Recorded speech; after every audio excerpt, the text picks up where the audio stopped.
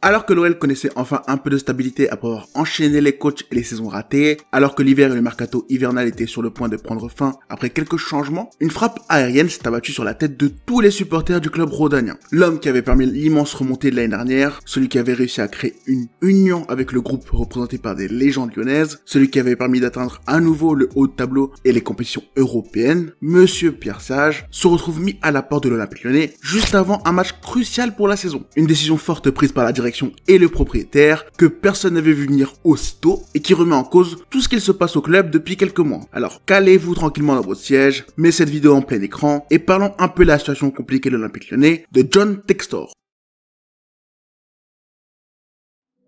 Poussé dans ses derniers retranchements la saison dernière au vu de la situation, cette première véritable aventure sous John Textor et Pierre Sage s'annonçait quand même un peu prometteur. Après un mercato sous contrôle total de la DNCG et un autre d'appoint permettant simplement d'améliorer un peu l'équipe en train de couler, les Lyonnais ont terminé la fenêtre estivale avec plus de 150 millions investis dans le recrutement. Des leaders techniques et d'expérience toujours au club, couplé à l'arrivée de quelques talents de renom comme Miko Tadze. Tout doucement, tu pouvais t'attendre à voir l'OL retrouver un certain niveau de performance. Après avoir montré une union et une belle force de caractère la saison dernière, l'ajout de talents aurait dû permettre une montée en puissance, mais au final, ce n'est pas du tout ce qui s'est passé. 7ème de Ligue 1 avec 30 points, éliminé de Coupe de France par Bourgoin-Jallieu après une séance de penalty perdue, l'équipe est pour l'instant un peu loin des attentes. Et si la qualification en phase d'élimination directe d'Europa League fait tout de même plaisir, c'est évidemment en championnat que les objectifs étaient le plus important. Bloqué entre Brest et Lens au moment où je fais la vidéo, et à 5 points des Lillois, qui eux sont sacrément en place, la situation compliquée en championnat ne semble pourtant pas infranchissable. En voyant ça, tu te dis que Pierre Sage, d'un point de vue statistique, aurait tout de même pu tenir la baraque, il aurait pu atteindre ce fameux top 4, ou s'en approcher, malgré l'humiliation d'une défaite en Coupe de France et malgré les mauvais résultats récents, il semblait toujours capable de mener son équipe plus haut, et c'est exactement pour cela que très peu s'attendaient vraiment à son départ. Les raisons ne sautent donc pas aux yeux, mais quand on regarde sur le terrain, on peut facilement y voir quelques arguments. De très nombreux problèmes apparaissent et ressortent à chaque phase de moins bien chez les joueurs. D'une défense à 3 l'an dernier, l'équipe est repassée à 2 centraux avec un milieu à 3 souvent modulable, un système qui s'adapte aux forces en présence, mais qui possède de grosses limites. L'équipe s'est montrée incapable de presser, que ce soit de manière coordonnée ou bien même dans l'intensité. Physiquement, tu sens que ça ne tient pas la route sur 90 minutes. Offensivement, tu n'as pas trop trouvé de forme régulière, ce qui fait que tu es absolument devenu dépendant de l'état et des performances de Cherki. Et surtout, défensivement, c'est absolument catastrophique, que ce soit dans l'alignement, la gestion de la profondeur ou bien dans la gestion des duels. Sur coup de pied arrêté, tu n'as toujours pas évolué et mentalement, tu as littéralement coulé, encore une fois, en janvier. Dans tout cela, tu comprends que Pierre Sage n'a pas réussi à implanter dans son équipe une réelle identité profonde. Il n'a pas réussi à faire grandir le groupe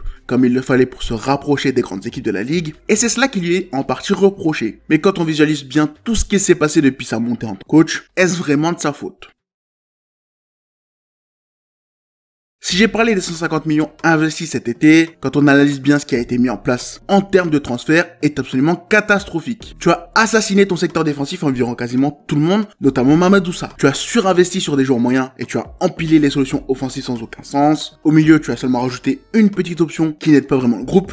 Et tu n'as anticipé qu'un seul des chantiers les plus importants qui arrivent cet été avec Miko Tadze. La seule évolution intéressante se trouve dans les cages. Anthony Lopez, gardien historique, a enfin perdu sa place après avoir enchaîné les performances en dessous de tout. Perry a pris place derrière la défense et s'il n'était pas non plus le meilleur de Ligue 1, si par moment il commet des erreurs balle au pied évitables, en termes d'arrêt, c'est une avancée qui était nécessaire, mais l'une des rares dans l'effectif. Conséquence, ton groupe déjà pas très intéressant n'a pas évolué, tu as rajouté des options pas au niveau, tu as gonflé ton groupe avec des joueurs moyens ou des promesses qui ne répondent pas aux attentes, et t'es obligé de les faire jouer pour les valoriser tout en gardant une bonne ambiance de groupe. Cerise sur le gâteau, tous ces investissements qui n'ont pas fait améliorer ton groupe t'ont permis de te retrouver dans le viseur une nouvelle fois de la DNCG. Textor, en plus d'être intervenu dans le mercato, a confié le reste à une direction qui a tué les dossiers restants. Il n'a jamais réussi à être droit dans ses bottes économiquement, et conséquence, Pierre Sage s'est fait détruire toute chance de réussir à continuer la progression qu'il mettait en place. Quand tu reprends la liste des problèmes, elle devient donc plus logique avec le mercato raté, les joueurs pas au niveau et une défense clairement point faible. Bizarrement, c'est le secteur où Textor a été le plus impliqué, où il a sorti le plus de joueurs et fait rentrer des solutions discutables. L'OL galère, Pierre Sage n'a pas réussi à faire passer un cap à son effectif, mais tout tout n'était pas acheté. Tagliafico a montré de belles choses sur son côté gauche en restant fidèle à ses qualités. Corentin Tolisso retrouve son football et ses qualités physiques en étant toujours un excellent joueur d'appel. Cherki réussit à enchaîner quelques belles performances, notamment en Europe, et Fofana montre encore de belles choses balle au pied. L'équipe, malgré tous ses problèmes, n'est pas très loin dans les clous fixés par Textor, mais tout va à nouveau être bouleversé par le moment préféré de son propriétaire, le mercato. Si depuis l'arrivée de John Textor, Lyon galère sportivement durant cette période de transfert, puisque les joueurs savent parfaitement qu'ils peuvent partir du jour au lendemain, lui va empirer encore plus la situation. Forcé de vendre pour rentrer dans les clous, sa nouvelle direction et lui vont réussir à dégraisser en sortant pas mal d'indésirables comme Anthony Lopez ou Orban. Ils magouilleront l'arrivée de Thiago Almada pour renforcer l'effectif. Pour une fois, jusque-là, la fenêtre de mercato est intéressante. Elle fait un peu de mal puisque tu perds des solutions en sortie de banc, mais elle permet de faire un ménage nécessaire et sous contrôle de la DNCG.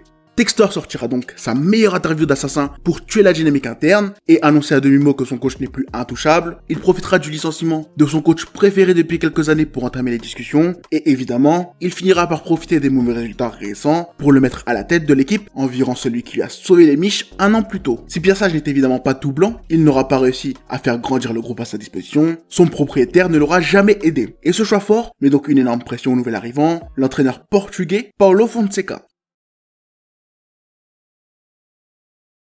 Arrivé après un échec à Milan causé par son incapacité à gérer un vestiaire difficile, Fonseca quitte un bourbier pour en rejoindre un nouveau. Lui récupère un groupe mal construit avec beaucoup d'ego, beaucoup de problèmes et surtout vieillissant. Lacazette, Matic, Tolisso et Tagliafico sont les leaders d'expérience, mais ils sont clairement sur la pente descendante. Cherki, ton leader technique, est difficile à gérer au vu de son entourage et ses débats hors sportifs. Nuama, Veretout, Chalet-Tatsar, Maitland-Niles et Mikotadze ne sont pas non plus sur une bonne trajectoire et c'est pourtant ce mélange, ce groupe que Pierre Sage galérait à tenir, qui se retrouve dans la main d'un Fonseca qui va devoir réussir un miracle pour les relancer et construire quelque chose permettant d'atteindre ce fameux objectif idyllique de Textor. Si par le passé tu as pu compter sur l'avènement d'un jeune du centre, le retour en force d'un joueur perdu ou prêté, aujourd'hui rien ne te permettra de sortir un Nice, un Lille ou même un Monaco de leur position si ce n'est une hécatombe. Et même si elle arrive, il faudrait que tu sois en incapacité d'en profiter. Depuis le début de cette saison, tu n'as gagné aucun gros match. Le week-end dernier tu as encore perdu contre l'OM dans le premier match de ton nouveau coach et c'est un poids supplémentaire qui pourrait te coûter ta saison. Ton calendrier en championnat, couplé à celui en Europa, va te coûter des forces. Et en ayant réduit le groupe, en ayant retiré des solutions de rotation, ou bien même des joueurs de banc capables de faire de vraies différences en entrant, tu vas clairement douiller bien plus qu'en première partie de saison. Si Fonseca ne réussit pas rapidement à mettre sa patte dans le groupe, si les débuts ne sont pas ceux espérés, c'est-à-dire quasi parfaits jusqu'au PSG, l'OL peut déjà dire adieu aux 4 premières places au vu des matchs qui restent. Et encore une fois, un choix fort de Textor risque donc de se retourner contre lui. Si depuis le début on savait que l'Américain qui a créé son groupe de clubs était absolument instable, cet hiver, il a encore montré pourquoi les Lyonnais peuvent craindre le pire pour la suite. En sortant Sage en pleine préparation pour le match face à un concurrent pour le podium, l'objectif absolument fou fixé par celui qui a détruit son propre effectif en s'impliquant dans le mercato, qui avait déjà bien entamé ses chances de voir son Olympique en LDC, bien sûrement de liquider totalement son projet. Incapable de maintenir la barque sans magouille, incapable de remettre en question sa gestion qui n'a aucun sens, incapable de respecter les conditions financières qu'il a lui-même fixées, il est littéralement en train de tuer un club qui avait déjà bien morflé lors des dernières saisons d'Olas. Et j'irai même plus loin. Aujourd'hui, tout ce qui faisait de l'OL un grand club des années 2000 a disparu. Tu n'as plus un grand effectif rempli de joueurs aux qualités supérieures, tu n'as même pas un effectif construit intelligemment, tu n'as plus aucun jeune de ton académie impliqué dans le projet, et c'est d'ailleurs triste puisqu'on se rappelle que les deux dernières crises avaient été un peu cachées, voire même gérées, par les émergences de Loukeba et Barcola. Sportivement, leur impact avait permis de sauver une saison compliquée, une situation économique et sportive difficile, leur vente avait permis de renflouer les caisses, mais actuellement, tu n'as plus aucun jeune capable de suivre ce chemin, puisque